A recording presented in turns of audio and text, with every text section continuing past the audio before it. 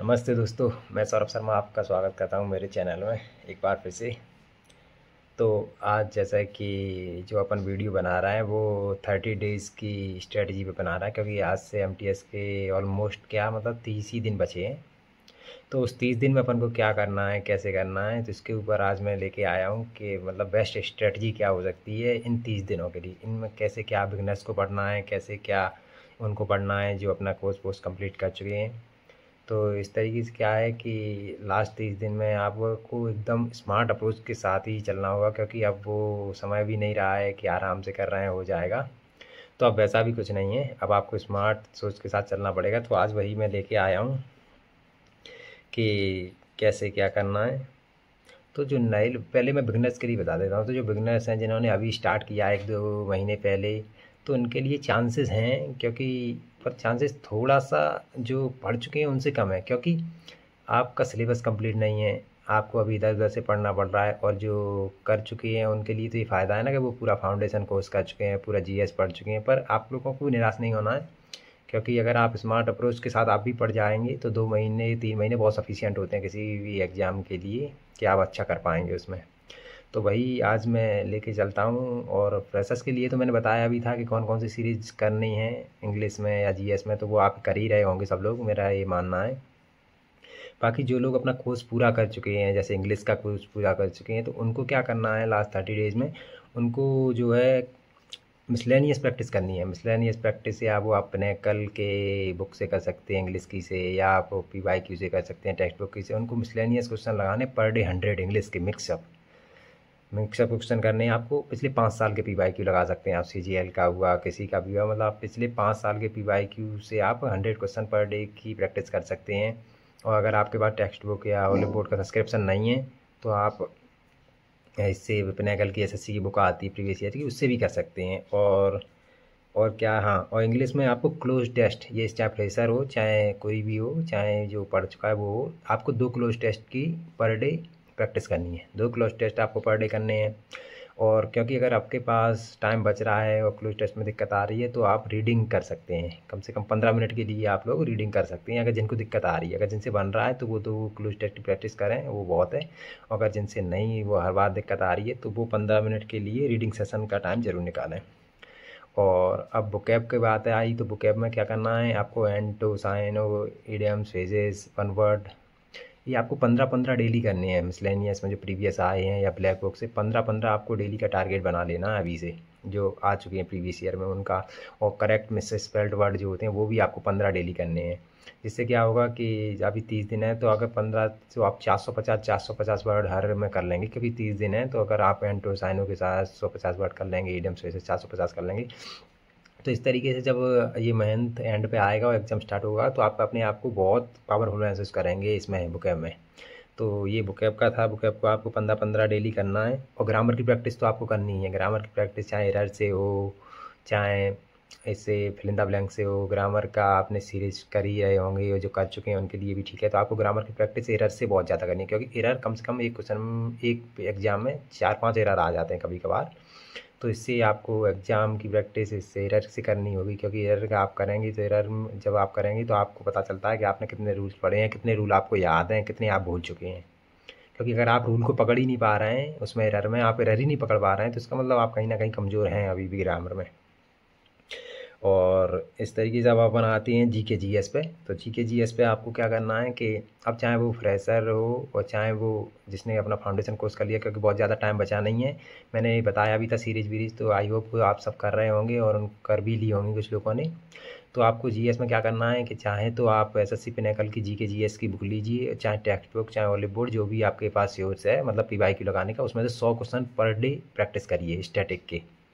Static के क्या मतलब, जीएस के, जीके जीएस के आप 100 क्वेश्चन पर डे प्रैक्टिस करिए।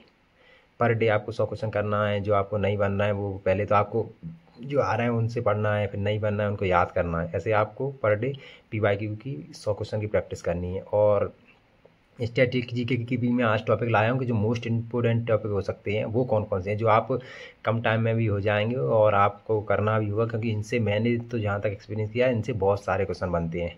तो वही मैं आपको बोल रहा हूँ कि कौन कौन से क्वेश्चन हैं, कौन कौन से चैप्टर हैं। तो सबसे पहले स्टैटिक जीके में जो आता है वो आप सबसे पहले क्लासिक डांस और फोक डांस कर लीजिए। इनसे बहुत बहुत ज़्यादा क्वेश्चन बनते हैं। सबसे ज़्यादा क्वेश्चन जो एसएससी पूछता है वो ये फोक डांस और क्लासिक डांस से ही पूछता है। उसके बाद आप फेस्टिवल कर लीजिए, जो फेस्टिवल है इंडिया के वो सारे कर लीजिए। वाटरफॉल्स जो भी हैं वाटरफॉल्स का कर लीजिए, क्योंकि ये सब वीडियो जैसे आप डालेंगे कि वाटरफॉल्स स्टैटिक जी के क्लासेस, तो सब निकल के आ जाएंगे डिफरेंट डिफरेंट चैनल से, तो जिससे आपको कन्वीनियंसिंग लगे उससे पढ़ लीजिएगा। टेम्पल मॉन्यूमेंट्स, इनसे भी वो क्वेश्चन पूछा जाता है। और मैं लिख के दे रहा हूँ, जो मैं ये टॉपिक बता रहा हूँ आपको हर टॉपिक से एक क्वेश्चन मिलेगा, आप खुद बताएंगे कि हाँ भैया मिला है। और इनको आप कॉपी में नोट कर लीजिए। मैं फिर से बोल रहा हूँ, क्लासिकल और फोक डांस, वाटरफॉल्स, फेस्टिवल से, टेम्पल मॉन्यूमेंट से, अवार्ड एंड ऑनर्स, इनसे भी क्वेश्चन बनता है जी। चाहे तो वो करंट के रूप में बन जाएगा, चाहे वो स्टैटिक के रूप में, इनसे करंट क्वेश्चन बनता है अवार्ड एंड ऑनर्स से। योजना जो गवर्नमेंट ने 2023 से 2024 तक लागू की है, वो उनसे क्वेश्चन बनेगा ज़रूर। और G20 तो मेन होता है, क्योंकि सरकार का मेनली फोकस उन पर रहता है, तो आपको उन पर भी ध्यान देना होगा कि G20 में क्या घटनाएं हुई, कौन से एग्रीमेंट हुए, क्या हुआ, वो आप सबको क्लास करनी होगी। क्लास पढ़ी हुई है बहुत सारी यूट्यूब पर। इम्पोर्टेंट अपॉइंटमेंट्स जो हुई हैं 2023 अक्टूबर से लेके अभी तक की, वो सारी कर लीजिएगा। बुक्स एंड ऑथर भी बहुत इंपॉर्टेंट है, बुक्स एंड ऑथर कर लीजिएगा। और डे थीम करिएगा। ये इंपॉर्टेंट टॉपिक बता रहा हूँ मैं स्टैटिक की, जो आप आराम से कर लेंगे 30 दिन में। मतलब ऐसा कुछ नहीं बता रहा हूँ कि आप कर ही नहीं पाएंगे कि भैया बहुत ज़्यादा बर्डन हो, ये आप आराम से कर सकते हैं। मुश्किल से 30 मिनट की क्लास होती है इनकी, वो भी आप 1.25 पे देख सकते हैं और लिख सकते हैं। और म्यूजिक इंस्ट्रूमेंट, ये भी आपको पता है कि बहुत ज़्यादा क्वेश्चन से आते हैं। गवर्नमेंट की जो स्कीम है वो कर लीजिएगा। रैंकिंग एंड इंडेक्स है वो कर लीजिएगा। स्पोर्ट्स एंड गेम्स है वो कर लीजिएगा, क्योंकि ये जो मैंने टॉपिक बताया ये मोस्ट इंपॉर्टेंट टॉपिक है। इनसे आप मैं ही नहीं कह रहा, आप पीवाई की कोई देख लीजिए और ये टॉपिक ले लीजिए। अगर आपको हर टॉपिक से क्वेश्चन ना मिले तो आप मुझे बताइएगा। और करंट तो जो कि मैंने बताई थी, और करंट में बहुत सारे कह रहे हैं भैया आपने अक्टूबर सितंबर से बनाया, 2023 से बताया है करंट, और अभी तक तो कैसे ही होगा। तो मैंने आपको ये नहीं बताया कि आपको प्रॉपर डेली बाय डेली करना है। मैंने आपको बताया मंथली करंट अफेयर्स करिए। मंथली में मोस्टली 100 या 110 क्वेश्चन होते हैं, वो तो आपको करने पड़ेंगे, क्योंकि जी जो करंट का है, करंट का किसी को नहीं पता कि कहाँ से आनी है। कहो आपके कुछ पेपर में करंट मिले ही ना। होता है बहुत बार कि किसी किसी एग्ज़ाम में वो करंट ही नहीं देते, किसी किसी के में 10-10 क्वेश्चन दे देते हैं। तो ऐसा नहीं कह सकते, तो इसलिए आप मंथली करंट अफेयर्स कर लीजिए पूरा 1 साल का अभी तक का। तो इससे क्या होगा कि आपकी स्टेट वो तैयारी जो होगी, तो तैयारी में भी आपको लगेगा कि हाँ दम है। और जब आप देने बैठेंगे, एग्ज़ाम देने जाएंगे, और जब आप अटैम्प्ट करेंगे, तो जो चीज़ें आपको मिलेंगी तो आपको अलग से ही खुशी होगी कि हाँ यार एक तो चीज़ें मेरे को मिल रही हैं। और इन्हीं बीच आपको सेक्शन 1 पे भी ध्यान देना है। नहीं पता चले कि सेक्शन 2 में तो आपने स्कोर कर लिया 120 रो, और पता चले कि सेक्शन 1 में आपके 12 क्वेश्चन भी ठीक नहीं हुए 40 में से। तो ऐसा भी नहीं करना है। मैंने वही बोला, आप मैथ्स के और रीजनिंग के कुछ टॉपिक ऐसे कर लीजिए कुछ दिन में कि आप 12 क्वेश्चन तो बिल्कुल ठीक कर ही जाएँ। चाहे मैं ये नहीं कह रहा कि आप मैथ्स के करिए, रीजनिंग के करिए, दोनों के करिए, मतलब जिसमें आपको आसानी हो वो कर लीजिए, पर करना ज़रूर है। नहीं पता चलता है, बहुत सी बार ऐसे ही हुआ था कि बहुत से लड़के ऐसे ही फेल हो गए थे, जिनको 12 क्वेश्चन भी नहीं बना पाए थे सेक्शन 1 में। भले ही वो, क्योंकि जीके जीएस और इंग्लिश जो है, हो सकता है कि आप कुछ अच्छा कर जाएँ उस दिन, आपको आता है कुछ, आपका लक काम कर जाए, तो हो सकता है कि आप 110, 115, 120 रॉ स्कोर ले आएँ। पर अगर आपको मैथ्स और रीजनिंग नहीं आएगा और आपके 12 क्वेश्चन भी ठीक नहीं होंगे, तो उनका कोई मतलब है नहीं। तो इससे आपको थोड़ा सा सेक्शन 1 पे भी ध्यान देना होगा, क्योंकि सेक्शन 1 भले ही कम मार्क्स, कम क्वेश्चन पे पास हो रहा है, पर क्रूशियल उसका रोल है उसमें। तो आपको वो भी करना है, और आपको आगे एग्ज़ाम में भी फ़ायदा देगा।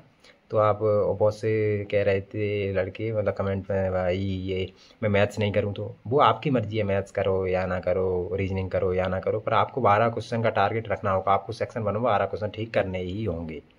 अगर आप सेक्शन 1 में 12 क्वेश्चन ठीक नहीं करते हैं, तो आप सेक्शन 2 के लिए कंसीडर किए ही नहीं जाएंगे।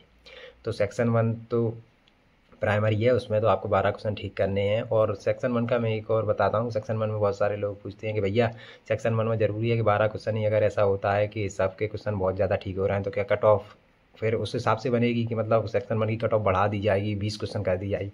तो ऐसा बिल्कुल नहीं है। एसएससी के नोटिफिकेशन ने साफ साफ लिखा है कि भले ही आप 40 में से 40 क्वेश्चन ठीक करें, या भले ही आप 40 में 10 क्वेश्चन ठीक करें, एसएससी का क्राइटेरिया 12 क्वेश्चन है। अगर आप 12 क्वेश्चन ठीक करते हैं, तो वो सभी लोग सेक्शन 1 पास कर जाएंगे और सेक्शन 2 के लिए कंसिडर किए जाएंगे। तो यही अपनी स्ट्रेटजी थी लास्ट 30 डेज़ की। तो आप लोग इसी प्रकार से पढ़िए।